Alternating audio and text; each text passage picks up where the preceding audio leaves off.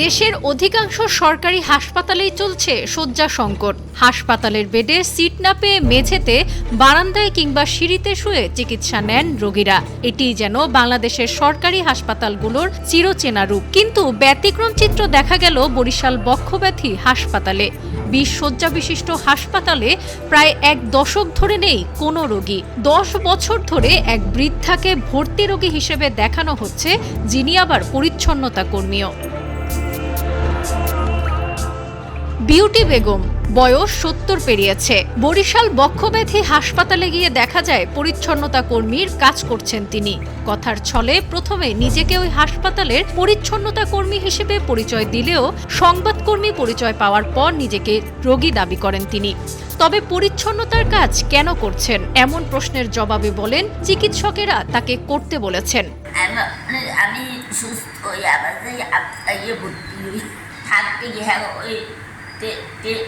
আছে মিটিং আছে কেন ফোন দেয় আছে খাইতে। আমরা তো 2 ঘন্টা হলো এখানে আসছি, 2 ঘন্টার মধ্যে কাউকে দেখিনি। হ্যাঁ খাইতে না, হ্যাঁ খানা পিনা খাইতে যায়। এই সকালে গেছে এইভাবে আরেকজন আইসি, আরেকজন আইসা খারাপ একটু খাইয়ে আমি ঠিক আছে। হাসপাতালের ডাক্তার কর্মচারীদের ফুড ফরমায়েশ শোনেন রাশেদ। মাঝে মাঝে কেউ পরিদর্শনে এলে অভিনয় করেন রোগীর। বিনিময়ে ফ্রিতে থাকা খাওয়ার ব্যবস্থা করে দিয়েছেন হাসপাতাল কর্মচারীরা। পুরো হাসপাতালটির রক্ষণাবেক্ষণ করেন বিউটি আর রাশেদ। মূল ফটকের চাবিও থাকে বিউটি বেগমের কাছে, যেন এটি তাদের পৈতৃক ভিটা। খেয়াল খুশি মতো হাসপাতালে আসেন ডাক্তার কর্মচারীরাও। আমি আইতে আছি, ঠিক আছে, ভাত খাইতে গেছে নাকি?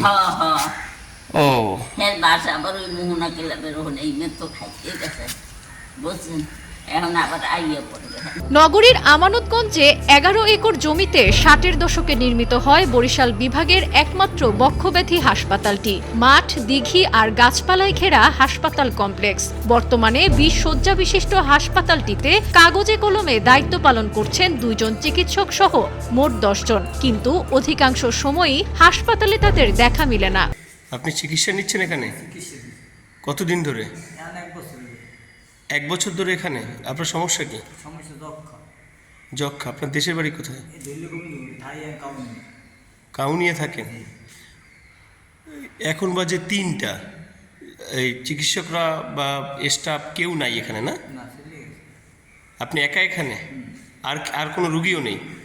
স্থানীয়রা জানান, প্রায় 1 যুগ ধরে হাসপাতালে রোগীদের আনাগোনা নেই। চিকিৎসক, নার্স কিংবা ওয়ার্ড বয়দেরও নেই কোনো কাজের তাড়া। ফলে কারো ইচ্ছে হলে হাসপাতালে আসেন, ইচ্ছে না হলে আসেন না।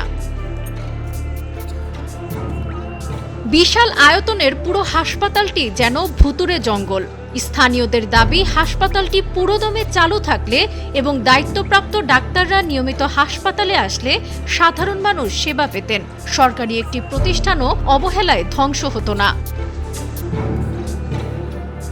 বরিশাল থেকে আজিম হোসেনের পাঠানো তথ্যচিত্রে ডেস্ক রিপোর্ট, কালের কণ্ঠ।